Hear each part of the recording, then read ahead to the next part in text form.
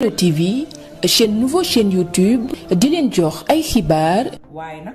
situation oblige il le faut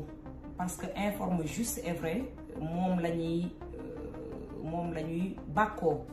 moom la ñuy bëgg fësal ci lépp lu ñuy def moo tax ñu ñëwaat fii ci yéen ginnaaw yeneen information yu bees ci dossier wu ki nga xam ne moom mooy Aziz Dabala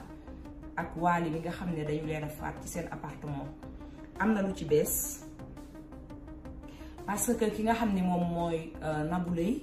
yéen ñëpp xam ngeen turam ci li nga xam ne moom mooy dossier Aziz Dabala bii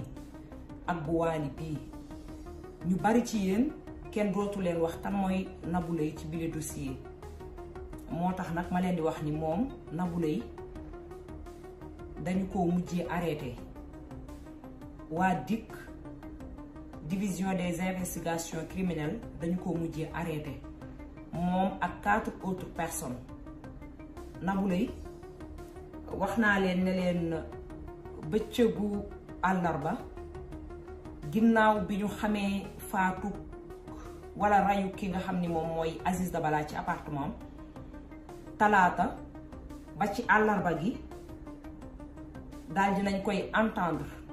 bu njëkk ca DIC division des investigations criminelles déglu nañ ko fa ci àllarba gi dégluwaat nañ ko fa niki démb ca DIC ci aljuma ji mu di démb jour màggal gi mais aussi tey jii ginnaaw ñetti waxtu yi nga xam ne mi ngi ko janoo ak enquêteurs yi ñu koy laaj muy tontu ci lu jëm ci dossier bi muy ñetteel bi yoon bi mu paree lañu ko garde à vue lañu ko teg loxo moom Nabou Leye ginnaaw ci ay enquête ndax ni ñu jàppee Nabou Leye jàppee woon ko ñeneen ñaar ñoo xam ne DIC njëkk na leen a teg loxo noonee lañu jàppee ki nga xam ni moom mooy Mamadou Lamine Diawo ñu gën koo xam ci Modou Lo waaye niki tey jii fële ca ginnaaw raay tegaat nañu fa loxo ñeneen ñaar ci ay doomu aadama tegaat nañu fa loxo ci lëkkaloo bi nga xam ni wala sax àndandoo ci dossier bi nga xam ni waa DIC àndandoo nañu ko ak ñi nga xam ne ñoom ñooy waa police ginnaaw raay ginnaaw DIC àndandoom ak waa police ginnaaw raay teg nañu loxo yeneen ñaari doomi aadama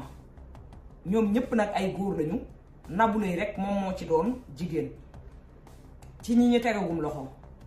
maa ngi leen doon wax ci sama live bu njëkk bi ne leen groupe de personnes la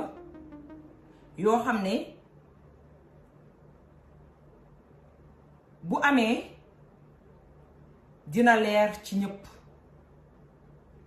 su amee dina leer ci képp koo xam ne nii bëgg nga dégg information yu wér te wóor ci bile mbir moo tax sànq ma junju leen ne leen parce que bi may wax ak yéen boobu mi ngi fekk Nabou Leye ba tey ñu ngi koy entendre bëgguma woon a génne yile information moo taxoon ma ne naa ko téye ba am ci lu ma leer mais finalement mujjee nañu ko téye ci division des investigations criminelles di DIC moom ak yeneen ci ay góor yoo xam ni ci enquête moo tax ñu téye leen. Bello TV nouveau chaîne YouTube di leen jox ay xibaar yu wér te wóor bépp actualité politique société sport religion culture ngir am loolu yépp nag gaaw leen abonné laal cloche de notification ngir mën a jot ci yooyu lay xibaar Bello TV chaîne bi wér te wóor.